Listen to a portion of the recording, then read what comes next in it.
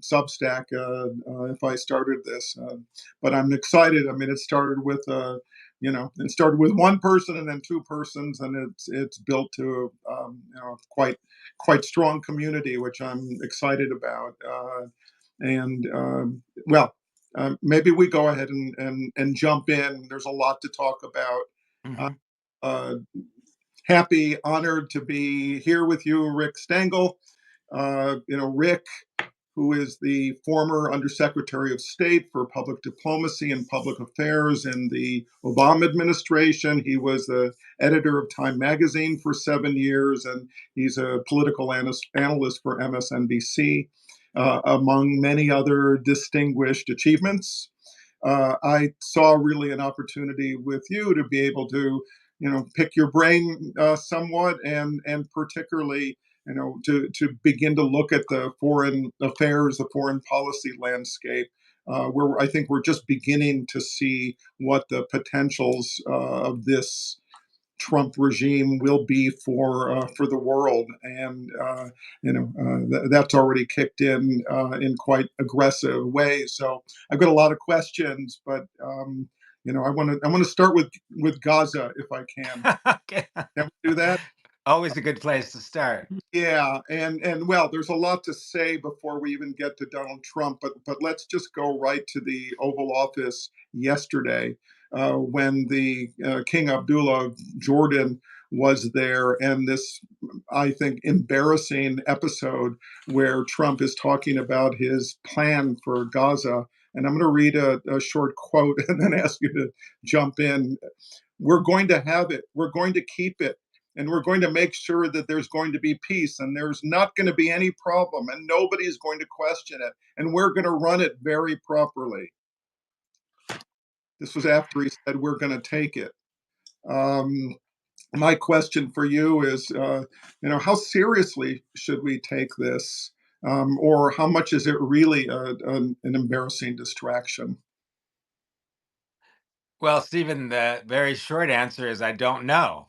And there's so many things that he does that are the answer is yes, both. And so I sometimes think there ought to be a new presidential amendment to the Constitution allowing a presidential do-over that when you say something incredibly stupid and then you get attacked for it, and then you feel you have to double down on it, you can say, you know what? You get a do-over. You don't need to actually, you know, embrace this insane idea. So it's a very, very, very, very bizarre idea. And what's so strange about it too is that it is at variance with that the his candidacy and what he ran on and what he Right. represents. Non-intervention in foreign wars or foreign affairs, ending and as he would say a million times, ending the endless wars in the Middle Yeah. East. Well, he's now like enlisting to be in one, and not even just to be in the war, like to build up the battleground into something while you're being fired upon. So it's just a very bizarre idea. Um, by the way, I've been there. There is beautiful coastline. Sure. I But don't know.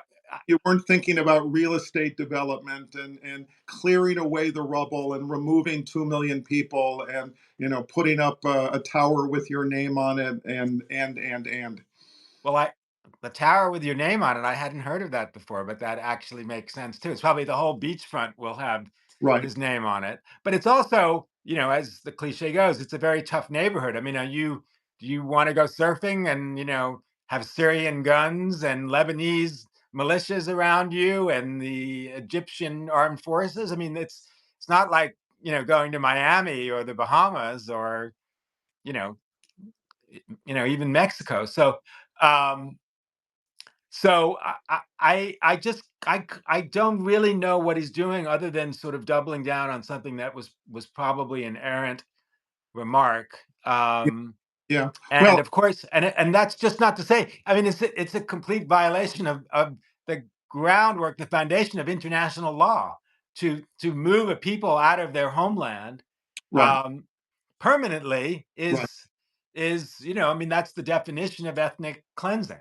Right, right, and this is the, this is the thing. I think, whatever the guy said during his campaign, we know that he's now going to say whatever pops into his mind, whatever whim appeals to him. And I mean, obviously, I started in this very, crazy place there yesterday because it just lays out this reality which we've already seen again and again, which is, he's saying things and doing things that risk and surely are undermining American credibility. And so I'm curious about how much you see this as an action, as a a stated plan that really undermines the United States.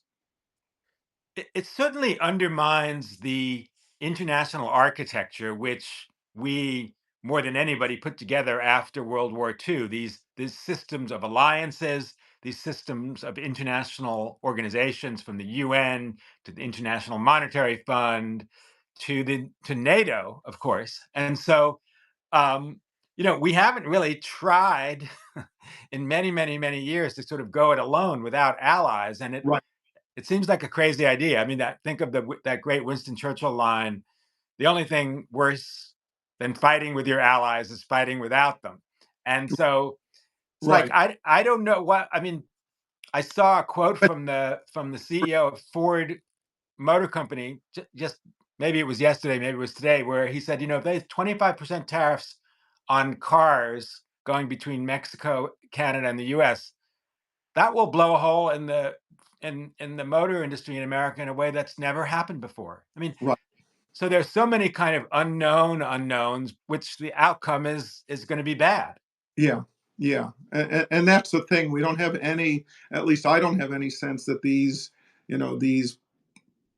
I don't even know what to call them, these sort of attacks on logic, uh, be they with the extreme kind of economic consequences or these kind of extreme kind of cultural and political and social and moral consequences, that he just seems, I mean, well, he's just shown again and again he couldn't care less about what Yeah. the effect is for people, for another country. I mean, I was going to talk later about, the the threat to invade Panama and to demand to buy Greenland from Denmark, and this kind of ongoing repetition about Canada becoming the 51st state.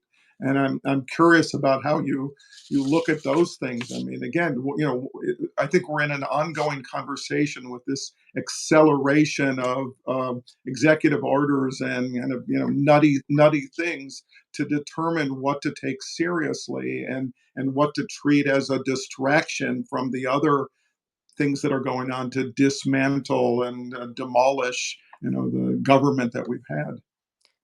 So, it reminds me of Richard Nixon's madman theory of diplomacy, which is that if your adversaries and maybe even your friends thought you were capable of completely irrational actions, they would behave a little bit better. And I think some of it is Trump's version of that. Yes. The difference, I think, is that Richard Nixon actually knew the difference between what was insane and what was sane, and I'm not so sure that this guy does. And he's also at variance with, I don't know, 100 years or 75 years of the presidency, where and I covered a bunch of presidents. I worked for one president. It's like the president's word is gold. People spend Right. hours laboring over every phrase to make sure it's just right and just perfect and just what you want. And of course, we thought all along that's what the American people wanted from their Yeah. president, someone who was who. Some version of stability, for crying out loud. But I don't know.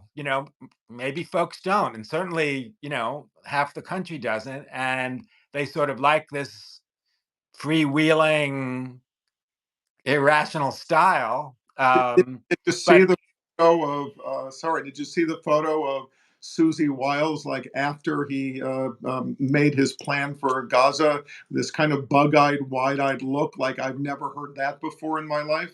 To underscore your point, there's not a lot of planning going on here, and yes, not a lot of gaming out what the consequences of these things are. well, yes, and I mean, even the phone call today with Vladimir Putin. I mean, how much preparation went in that? I mean, he would Right. say, and I guess I've seen him quotes from things I've read about him where he says, only fools prepare for debates. The best debaters are the ones who just walk right in. I'm sure he would say that same thing about phone call with Vladimir Putin. Why do I need to Yeah. prepare for that? But of course, Vladimir Putin is prepared. He's Yeah. prepared for hours and hours. Um, he also has an advantage because I've interviewed him before. Um, that on these phone calls, one side is speaking Russian and one side is speaking English, and then you have to wait for the translation. So when you always say a call is 90 minutes, it really would be like a phone call, 45 minutes. But Putin understands English perfectly, so he knows the nuance on both sides, which Trump doesn't. So by the way, I think it's a good thing that they're talking. Jaw jaw is better than war war. That's my limit of Churchill quotes for the whole conversation. Um, um, and I mean, How even can we at least get, before we're done, can we get to the Churchill quote about Americans will try everything, and everything wrong before they finally get to figure out what's the right thing to do? yes, it's a great quote. Yeah, what is it? Americans will do everything wrong until they get to the. At any rate, maybe you had it better. I'm paraphrasing also, but we're in the, Americans are doing all the wrong things on what we hope is the path of ultimately doing the right thing. So, speaking of the wrong things, can we talk about the confirmation of Tulsi Gabbard today as the director of national intelligence? I mean, this is a person who has a track record of repeating Russian propaganda and spreading misinformation, and it looks to me like this is going to meaningfully weaken national security. How worried should we be that we have a president and a regime that's siding with Putin and other dictators? Not serving America's national interests. As exemplified by this, rubber stamping of the Republicans to place this lady in this position of extreme power and danger. Yes, it's very, very, very concerning to me. Um, because just a tiny bit of history, so that this job, the DNI, was created after 9/11 because of the siloing of information that people realized. Like, we didn't realize these guys were taking flying lessons in Iowa, and they were doing this over there, and the FBI had some information, NSA had some information, CIA had some information, and they weren't communicating. So they created this overarching entity who would coordinate the different silos of information. I mean, there are probably some other things that should be done too. Right. So the intelligence community, in my experience, is a very, very interesting, idiosyncratic community of itself, with a very, very strong culture. And each of these 18 entities have a very, very strong culture. And so what worries me is she has no background in intelligence. Yeah. She probably shares the president's skepticism about intelligence. So how are you going to make all of this work together when you don't understand these different communities? All of these people grew up in their intelligence services. And you mentioned her, repetition of Russian propaganda. I mean, ultimately, even put aside the lack of experience, the job is about judgment. Yeah. And her judgment Yeah. Whose opinions is she listening to? Her judgment is suspect. That's very, very, very bad judgment to echo that. That was very, very, very bad judgment to go to visit Bashar Assad, the biggest mass murderer on the planet, with no preparation and not letting the government know. So And you know, can I say I read a story today that sort of documented that, after that she was introduced to a number of child burn victims, who, as the translator said, and I was explaining to her that these individuals, these, young victims, had been the consequence of the, chemical warfare that had gone on in Syria. And she started questioning, well, how do you know that it was from Assad? And, communicating a lot of skepticism about it. And the translator said, I mean, after a while, I stopped actually translating what she was saying because I thought it was not only so wrong, it was so cruel talking to these children. It's funny that just put me in mind of something because what's so bizarre about so many of these nominees, like Tulsi Gabbard, is that it's not that they're America first; they're blame America first. Yeah, Everybody in government that I've ever known has a bias in favor of the U.S. and a bias in favor of us, that we're telling the truth, that we're honest, that our motives are benign. She and her ilk have the exact opposite view, yeah, that somehow America is involved in some conspiracy, a conspiracy against not only other countries but against citizens, and she's biased against the traditional explanations of American power and security. That's what is going to be so odd about her doing that job. And again, to go back to judgment, I mean, the other thing that person in that job does is they basically decide every day what's in the president's daily brief. right. And it's like, that's 100% about judgment and knowledge. And I just hope that she, demonstrates that. Yeah. Well, and look, I mean, I guess part of the question for me, and based on your own experience, how much damage can she do? Well, I mean, he did ignore intelligence in his first term. Right. Uh, you know, it's pretty bad not to have intelligence, but we've also made mistakes with intelligence. I mean, Pat Moynihan used to say the whole Berlin Wall fell with our intelligence community not telling us that it was going to happen. Right. So, so I suspect also that people in the intelligence community themselves will be wary about sharing information, and that could be damaging. Um, so much now is open source information, and that's that's not clandestine. So there is information that will be available to people. I hope she figures out a way to do the job well, and I hope it's not too damaging. Right. Well, look, I mean, the other part of this is you were talking about, the, you know, it can be tough sort of working with your allies. It can be tougher working without them. Well, the democratic allies, the allies that we've had in NATO and otherwise, this has been the critical relationships historically, surely since the Second World War for the U.S. And now we're looking at this situation where those seem to be now all on the downward slope while he focuses on Putin and and all of his Orban and his other dictatorial friends. And so I'm thinking about that in the context of coming back to Ukraine, coming back to Russia and Putin, and particularly yesterday you had another fantastic confirmation, Pete Hegseth, talking about that it's his view that Ukraine is not, it's unrealistic, quote unquote, that it's going to regain its territory, and specifically ruling out that Ukraine can or should be joining NATO. So I'm again, I mean, do you talk about these things before there's been any dialogue, or is this just the mindset that we're dealing Yes. with? That it's one of the things that struck me, someone mentioned to me like a few years ago, that Trump is not only the worst deal maker in the world, because he always gives away what he wants his endpoint to be. So Yeah, it's like, so let's say you don't think Ukraine should be a member of NATO, and and that's within a reasonable continuum of opinion. Do you say that at the top of your negotiation rather than saying, you know what, you've been so persuasive, I'm gonna change my mind about whether NATO should be whether Ukraine should be a member of NATO? So that they're terrible negotiators, um, because they give away their position at the top.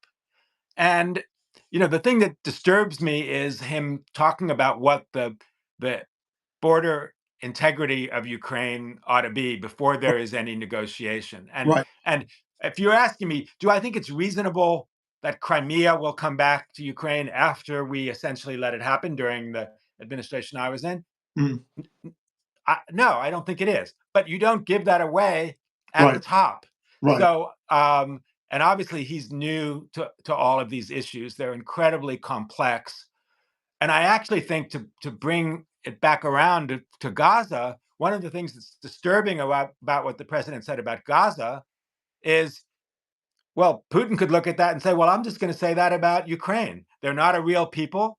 Mm. I'm going to bomb them away and bring them into Russia or some other place and not let them go back to their homeland. I mean, it just sets a terrible kind Yeah. of ideological precedent. Yeah, and look, I mean, I think, tell me if I'm wrong in your view. I mean, it seems to me a lot of this almost feels like it's Trump emulating Putin. Like he can invade Ukraine. Well, we can take over Canada. We can rename the Gulf of Mexico. We can do all these colonialist invasions.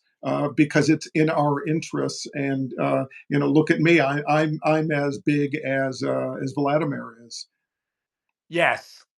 Well, I hope he doesn't emulate him. The other thing is, just you just put me in mind of it too, is that so many of these things that they're talking about actually have precedents that have been around for a long time, whether it's the Department of Education that Ronald Reagan wanted to end the next year after Jimmy Carter created it.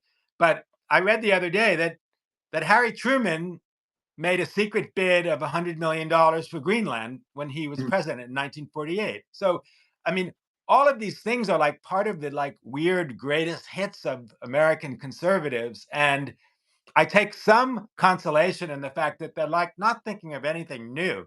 Uh, they're just trying to kind of, in that backward looking, angry way, Yeah. get the same things that they've been talking about since Barry Goldwater. Yeah, well, there's a lot of embedded grievance in Trump, and he seems to go back exactly to the greatest hits. Whether it's the 1970s, which seems to be most of his ideas came from, or Yeah. or whether it's going back to the early days, going back to the 1890s, and believing that tariffs were somehow going to be the thing that was going to invigorate the American economy. Obviously, it seems to be quite clear, and we're going to see this play out in terms of new tariffs and what that's going to do. I'm curious about. Let's talk for a minute. Maybe this is one of our happier things to talk about. The response by Canada and Mexico to the original plan for tariffs, which seemed to appease Trump and at least built in a delay on any kind of imposition of tariffs. It sounded to me like you had two presidents that essentially had joined the opposition to Trump and had figured out how to play him in a way to positive effect. Yeah, to me, it's just crazy. It's like, why fix something that isn't broken? Yeah. He created the new post North American Treaty entity during his administration, and he's been railing about that, the law he passed when he was president. You have the greatest trading community in the world. I mean, between Mexico, the US, and Canada, free countries, uh, friends, allies, trading partners. It's probably bigger than the European Union. It's bigger than China because we're bigger than China. It's like let's let's mend it. Let's not end it.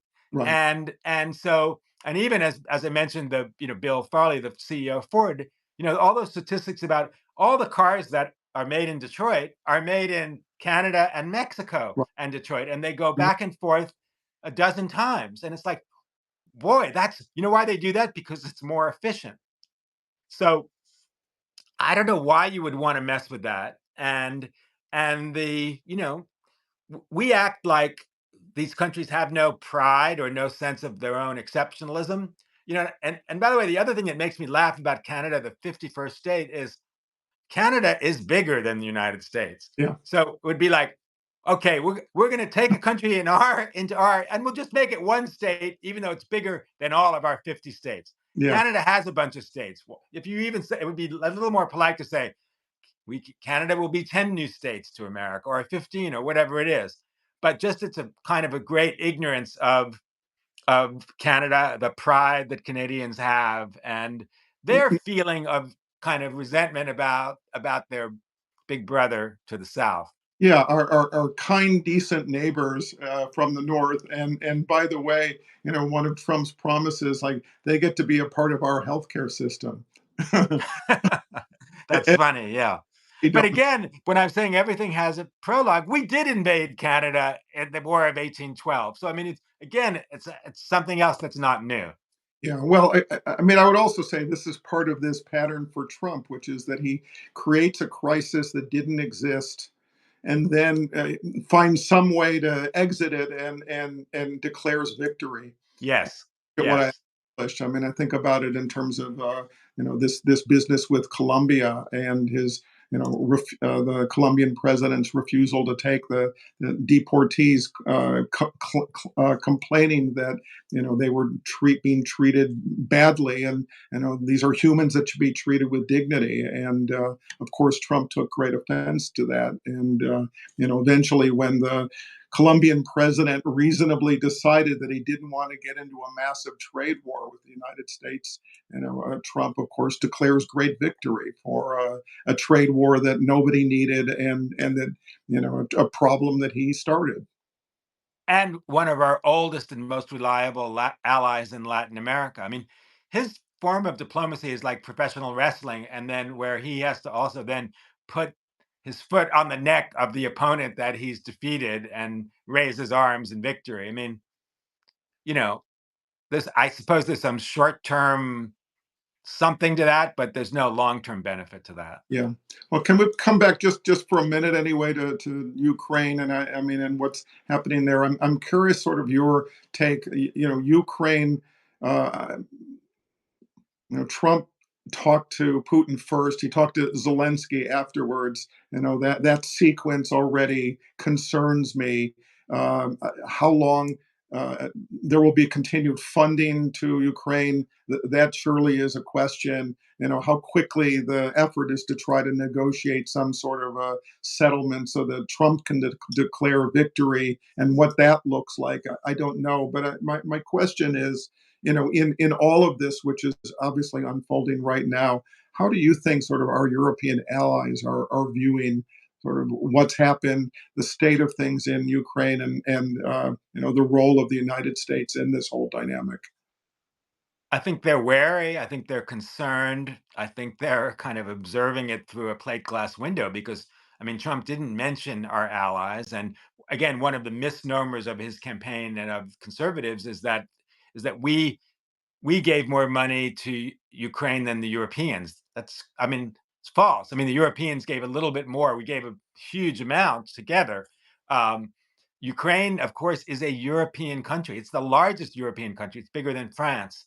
And so I think they're concerned that Trump could negotiate a peace that would give too much hegemony to Russia, too few considerations to Ukraine. I'm sure that's what Zelensky is worried about. I mean, Zelensky will have to make some compromises and will be unhappy about them, but the Russians need to make some compromises too. And um, if he's such a great deal maker, let's make everybody happy in that deal. But the Europeans are concerned that they're not part of it either. Yeah. Well, so sort of the related pieces about NATO. I mean, there was already the suggestion that Trump, perhaps trying to appease Putin, was interested in dismantling or surely undermining NATO. I'm curious of what your expectations are, or perhaps fears are about what these next years might look like, given that inclination. Yeah.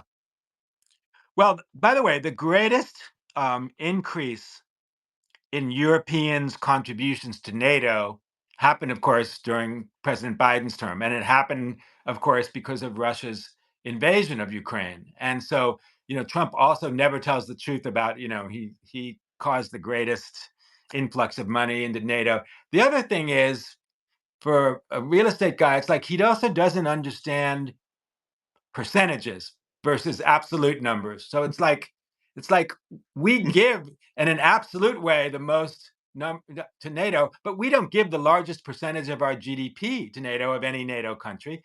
The Baltics do, but I don't think he gets that. It's just like we're giving more.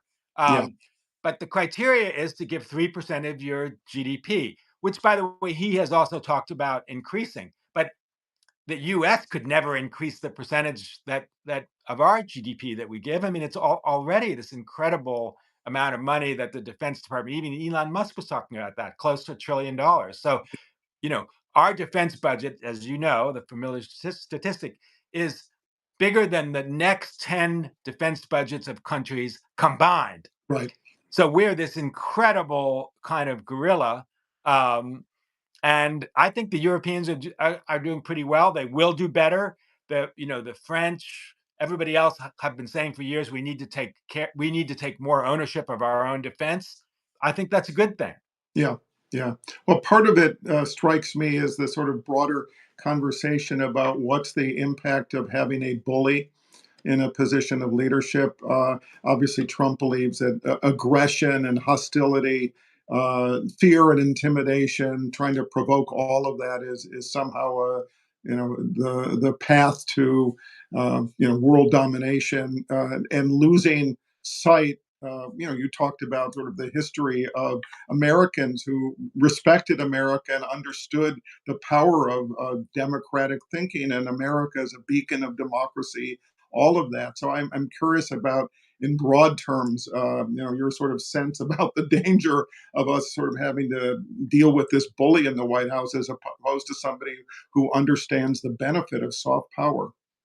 This gets us to USAID, but I want your sort of Yes. Okay. We'll save that. But I mean, that's Stephen, a big question, and I'm going to make it even bigger because what we had after the fall of the Berlin Wall, the fall of communism, the end of the Soviet Union, was this era when, as Francis Fukuyama said, the end of history, which Kant and Hegel had all said, well, when liberal democracy becomes the norm, there is no ideological battle anymore. That's the end of history. And that's what, people were saying in 91, 92, 93. Russia was changing.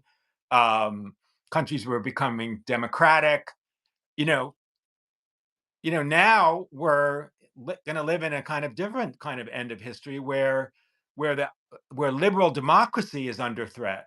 Um, we have been the greatest avatar, the greatest representative, the greatest example of liberal democracy, and the greatest example of the success of liberal democracy. And now people are looking at America and thinking, well, you're Mhm. not even a liberal democracy anymore. Yeah, They looked at January 6th.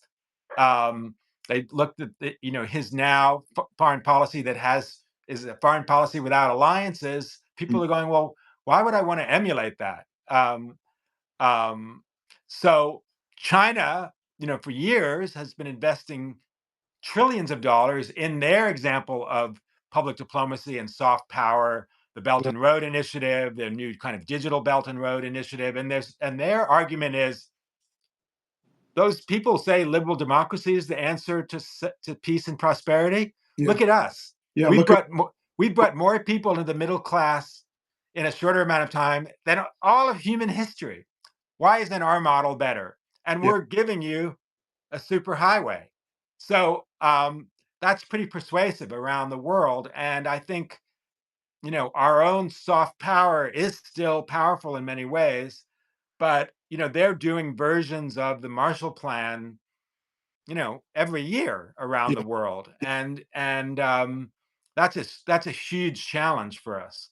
Yeah, well, look, obviously these weeks since January 20th have been about the dismantling of the demolition of, the government that we've had, the civil service, the inspectors general, attempts to um, eradicate significant numbers at the FBI and the CIA, all these things that essentially strip away accountability, in my view, as sort of the central purpose I think that Trump is after, to be able to act without without having a watchdog to be able to do what he wants. But part of that seems to me this sort of dismantling, now sort of put on the global stage with destruction of. Not quite fully the shuttering, but the attempts to shutter the, USAID and the foreign assistance. And I'm curious. I mean, obviously, USAID has been really important to reducing hunger and the spread of disease and death, throughout the developing world. And now we're looking at that turning, and not only sort of being a big problem for the people who are dependent on it, but also a big problem because it raises all these doubts about America and our credibility and our legitimacy as a real partner who cares about anything beyond itself. Exactly. I mean, and it was one of those post-war institutions that were a tribute to American generosity, started by President Kennedy in 61. But even if you look back at when Kennedy talked about it, it was both an expression of American soft power, but it was also a means of securing American peace and prosperity. That when and when I talk about USAID, I always say this: it's like, do you want diseases like Ebola to come to America? Do you want bird flu to come to America? Uh, do you want famine to cause people to emigrate to the U.S. illegally? Do you want hunger to do the same thing? I mean, it's a prophylactic effort. It's to help people, but it's also to prevent these horrible things that can happen around the world from coming to America. And so it's an actual national security vehicle, um, that I think has been very effective. And people don't realize it because it's hard to disprove a negative and say, like, well, all of these bad things would have happened if we didn't fund US aid. But and the other thing that they've been successful at is caricaturing some of the programs that they do, which, by the way, I wouldn't necessarily support. But the overwhelming number of their programs are dealing with humanitarian issues like sickness, poverty, famine, development issues, trying to build communities where there are not communities. I mean, it has a stellar history. And I remember when Jim Mattis, who was Trump's first defense secretary, was going through his congressional hearings, and I guess he was asked about U.S. foreign aid, and he said, for every dollar you take away from foreign aid, I have to spend another dollar on a bullet. And it's hard to say it better than that. Yeah, yeah. Well, and then, look, I mean, they've tried to reduce it. I mean, the co-president Elon Musk sort of referred to, USAID as a criminal organization, and demanding that it must die. And obviously, there's been this ongoing thing to try to cherry pick examples to prove that it's all just a radical left agenda. Yeah.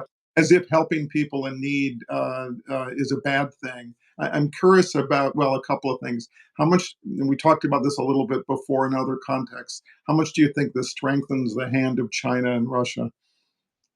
Oh, enormously. I mean, China cheered what's been happening at USAID. I mean, because China copied us and saw, yeah, they've got a lot of that hard power thing, but this soft power thing is really gets them more benefits even than their military weapons. How do we recreate that? And part of it was this creation of the Belt and Road Initiative.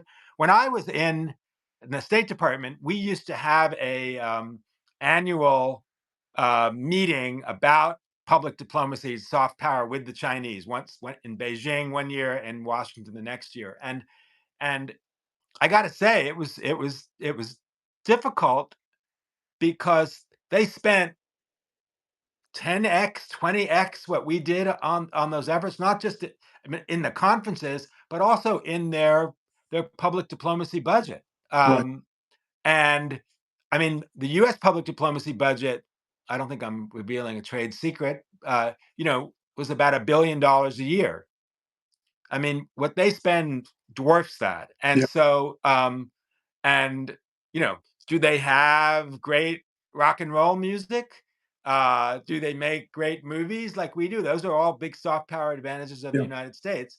But when they build you a $1 billion bridge, when they give you a $1 billion loan, when they pay off, local politicians, I mean, people people make decisions about who to side with. I mean, I remember talking to a foreign minister in Africa when I was in the State Department, who Yeah. was charming, Western educated fellow, and I was, reading the script that I had and mentioning different things. And at the end of the meeting, he said, you come and talk to me about transparency, and the Chinese come and build me a superhighway and don't question anything I'm doing.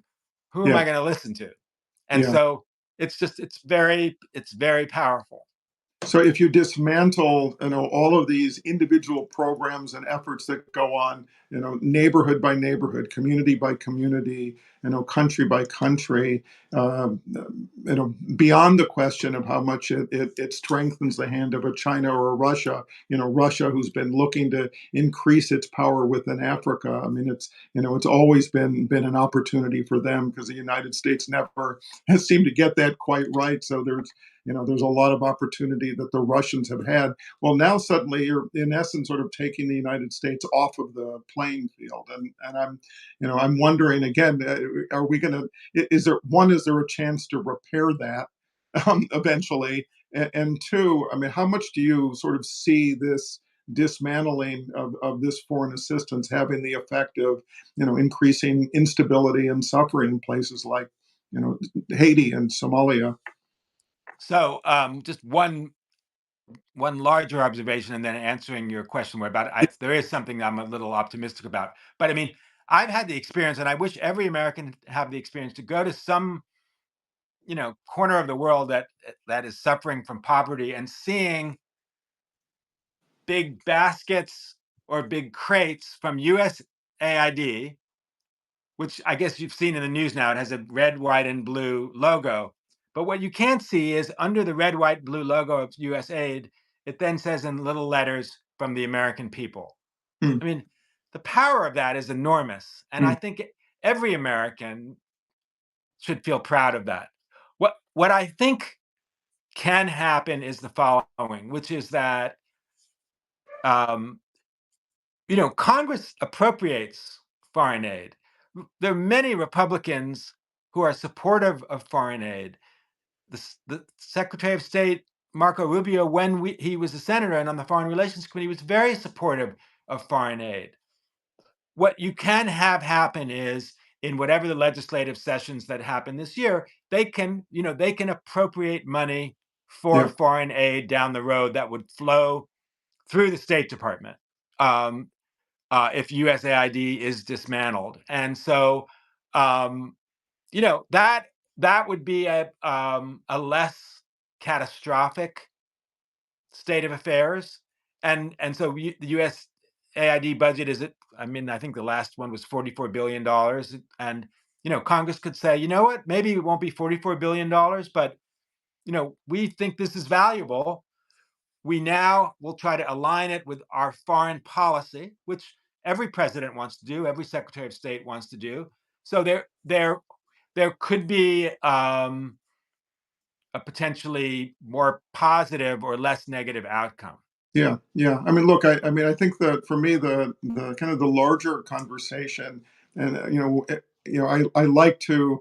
I am an optimistic person by nature. I try to look for signs of hope. That it's been difficult in this period, as we look around the world. But part of it is to try to look to the future that we want, be clear about what we're fighting for, and look to the future that we want, with the idea of sort of saying, the demise of democracy, the dismantling of government, the destruction that we see underway. Uh, you know, it's not. This is not an endpoint. That there is this place beyond that we're still working to get to. Repair and genuine progress just got an awful lot harder. But it's my view that we have to kind of keep the light on about where we're trying to get to, and it's so I'm encouraged by at least hearing your sort of notion. Is that just an optimistic notion on your part? That No, I mean, yeah, you know, optimism, of, as you really mentioned, is a state of mind rather than necessarily an appraisal of reality. But keeping that pilot light on and burning of the values that we think are foundational to who America is, I think is important through all of this. And I think it'll be a trying time. Um, but I think again, if I'm being optimistic, I mean there may be some efficiencies that come out of this. One of the things I find funny about Doge is they talk about efficiency, but efficiency to what? If you don't believe in the purpose of government, Right. why are you trying to make it more efficient? Right. Um, as opposed to just eviscerating it. And so, James Madison said justice was the end of government. So if we keep that light on, and maybe some things about government get more streamlined or more efficient, then I think that will help us, you know, come when that vision is back in power again, to be able to make it more effective. Yeah. And I think, part of the problem, and I said this, even before I went into government, is that government never does a very good job of explaining what it does. Yeah. And one of the things that I remember when, Bill Clinton was president, and what was successful about him, about his own kind of public diplomacy, was, as you remember, it's like, let's say he was, I don't know, opening a bridge. But before he cut the ribbon, he'd say, and here's what I did for you today. I did this, I did that, and here's what the government is doing. We did this and we did that. Agree. Every day, there was a litany of that. And Yeah. and Democrats are, in some ways, I don't know if it's too shy or don't want to boast or whatever, but it's like, we need to do that all the time. And we need to explain what the benefits of government are, Yeah. because it is, people make judgments about who they vote for based on their perception of government. And we've done a poor job of explaining the positive things that government does. You could have a guy like Ronald Reagan run for president and get elected on the slogan, like the seven most dangerous words in the Think in the world are, yeah, I'm here from the government, I've come to help you. And it's Yeah. like, well, really? I Yeah. mean, that ain't right. So, I mean, look, I think we can draw a direct thread from Ronald Reagan to our current misfortune. I don't think that's a very hard line to draw, but I also think that this period, uh, being better communicators. I don't think we're talking about 4 years from now. My view is that it needs to happen immediately. So, one of my notions about this period, call it opposition, call it pushback, is that there needs to be a collection of Democrats, a collection of pro democracy people who are every day. Holding press conferences and detailing not just what's wrong about what's going on with the Trump regime, but reminding Americans about what they're in this for. Reminding them about the value of government, the value of these programs that are under attack, and so forth. And I'm surprised that at this point there's been a failure to put together an entity like that. A collection of some of the best communicators among the Democrats, among the pro democracy people that could be that. I'm thinking in some ways about the period during COVID when you had some governors who took it as their duty to do almost daily press conferences to give the public information in that time of great uncertainty and fear. Wouldn't it be good to have something like that now? Yeah, yeah. I mean, as you were saying that, Stephen, I was thinking that's a great idea. And if I was a governor in a blue state, um, I would think about doing that, kind of narrating, Yeah. giving a different narrative of the events that are going on. I do think people have been kind of frozen a little bit, and that kind of, the hit their goal was to freeze people, was the kind of shock and awe that prevents people from actually responding. I agree, people have to respond, but I do think the response, we have to have better responses. It can't just be, you're violating the law. It can't just be talking about democracy, because we also saw that didn't really work during the Yeah. campaign. And Or at by the least it way, can when get through people that needed to get through too. and by the way, the other thing about what always happens is the other side appropriates your language. When Elon Musk was in the Oval Office yesterday, he was talking about protecting democracy. Yeah. That's what he was trying to do. we have to explain what that means. And we also have to say, we have a better alternative and a better path. And it's not just to put the genie back in the bottle or to restore it to things. It's like, what is the end of government? Justice is the end of government, fairness, prosperity, participation. We're going to bring that back in a way that was even better than before. That's our argument, before this guy destroys it. So I just think our rhetorical skill sets have to be better and have to evolve and can't just be, shaking your finger at the bad guy. Yeah, well, I think Timothy Snyder talked about it as the On Tyranny author and Yale historian has talked about it as the idea of having a shadow government. Much like the English do. I don't know that we have to get quite to that level of sophistication, but I think the idea of at least having some kind of more ongoing narrative that's at least clear and vivid and grabs people's attention, so that people in this period are full of fear and fear of doubt and worry about the demise of democracy, and does this mean the end of life as they know it. I mean, people have, I think, very apocalyptic feelings right now. Yeah, yeah. Understand that, and No, that's I what think I this think that the need Tim for narrative. Snyder shadow idea is a good idea. I mean, your idea with governors is a good idea. Um, I do find, on MSNBC that it's like sometimes there's a kind of feeling of deja vu. Is like, are we talking about something that happened during the Trump first administration, or that? So we're can't be surprised anymore, Yeah, and I think outrage has a shorter half life than it used to. Um, yeah. well, Look, I'm glad you're doing what you're doing. well, thank you. I mean, I just think I think we all need to do, all the people who are on here. I think everybody needs to be thinking more about what they can do, the ways in which they can speak out, the ways in which you can, motivate your elected officials. There was an election last night in, Westchester County, New York, a bigger than expected victory for the county executive, a Democrat. Won 2-1 in a race that was expected to be closer.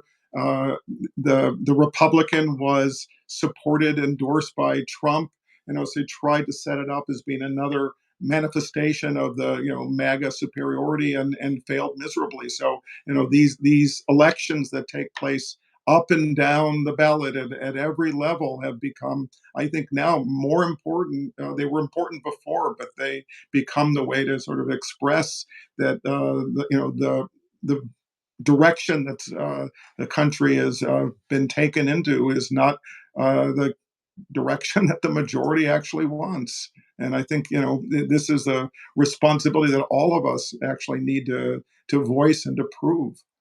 No, 100%. And I mean, to that end, the Democrats taking back the House in 2026 is imperative, and people should be focusing on that now. I mean, we have to focus on what's happening in the day to day, but we really have to focus on that because that would be a bulwark against some of the stuff that he's doing now, and um, and that's an important milestone.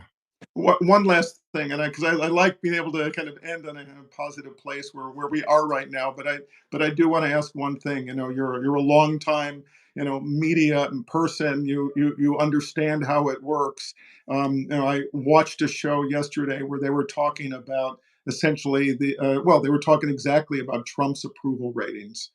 As if that's the appropriate conversation right now, the priority to focus on how's he doing, and I'm wondering, not looking for you to sort of tell me about all the things that the media has gotten wrong that gets us to where we are now, but what do you think that and I'm speaking in broad terms, maybe particularly about legacy media, what should they be doing that you think would be the most impactful in this period?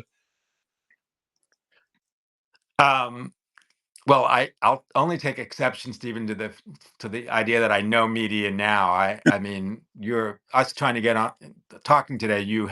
Made a judgment that he doesn't know media now, so that probably was the correct one. But um, I do think part of the problem is, I mean, and I remember it was Ezra Klein's great phrase.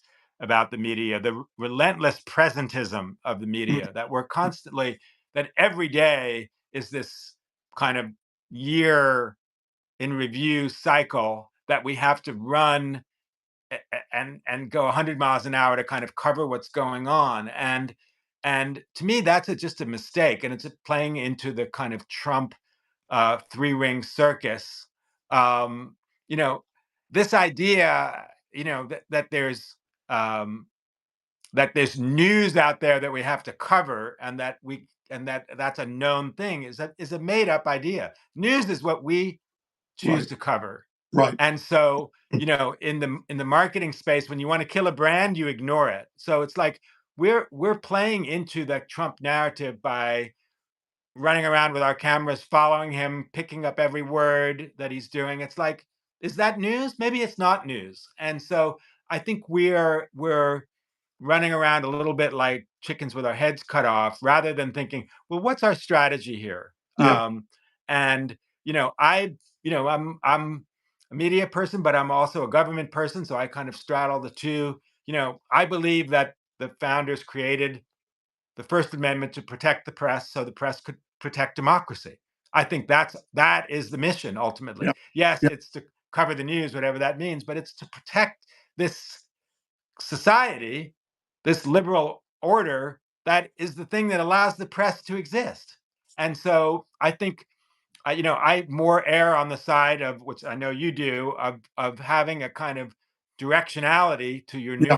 news, and I know that's what people on the right object to, but I think we just can't run after every car, and we have to figure out what our strategy is, and we have to not be hysterical about it. Yeah, yeah. Well, look, there's an urgent moment. I think there is. There will be many urgent moments to come. There's a reason why people, and maybe some people are responding in a kind of a panic mode at the moment. Wouldn't it be good if there's more structural reporting, more structural thinking to talk about the larger sort of interconnected set of issues that have gotten us to this place, talk more about the stakes of things rather than, as you're sort of putting it, sort of the what's just happening today. Put it Yeah.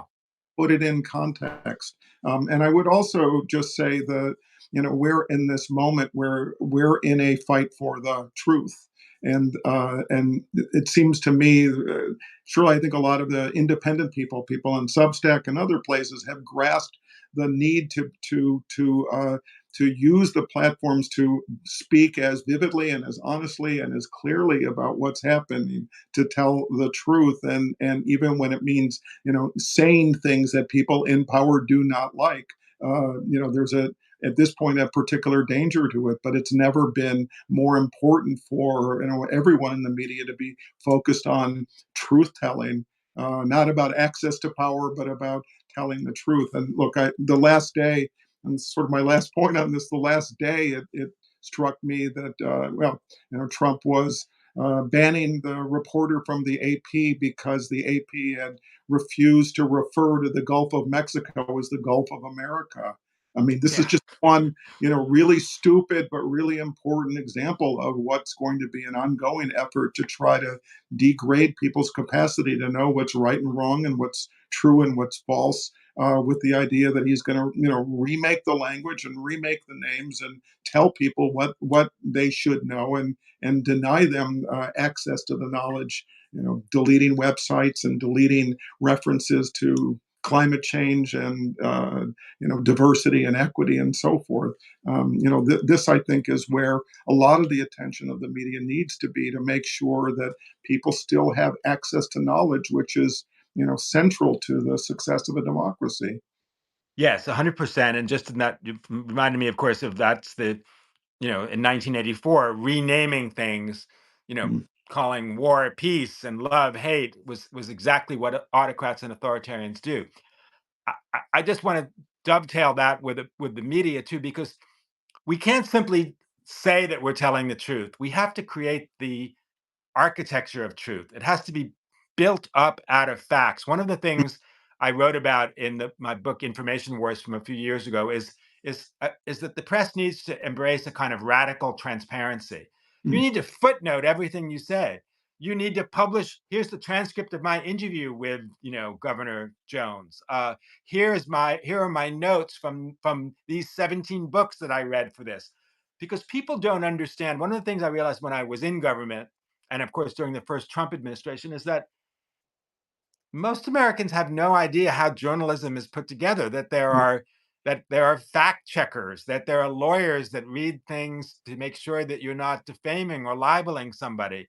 So we need to show that whole infrastructure that you and I understand, that you and I have grown up with, take for granted, that other people don't. Because simply saying that you're telling the truth and someone else is not, it's not persuasive. But it's like, here's the here's the statute, here's my notes, here are the references, here are these 17 facts that create the truth. Yeah.